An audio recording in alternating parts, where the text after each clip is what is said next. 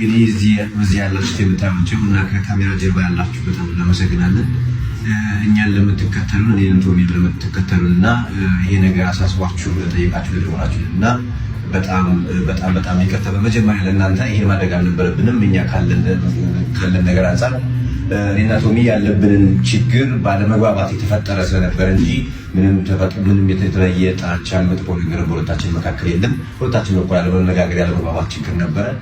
ይቅርታ ብለን ፈተነዋል እና በጣም እናመሰግናለን ሰፖርት ላደረጋችሁንና ይሄ ነገር ልክ አይደለም ብላችሁ ለገሰጻችሁን በሙሉ እግዚአብሔርና ፈጣሪም አመሰግናለሁ።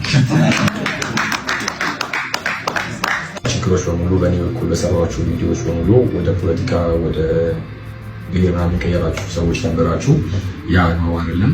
በቃ በሰዓቱ የነበሩ ችግሮች ነበሩ። እነዛን ችግሮች ደግሞ ከሱ ጋር መወያየት ትክክል እንዳልሆኑ አይተናቸዋልና ምንም የከፋ ነገር ያደረገብን ነገር እንደሌለ አስረድቶኛል።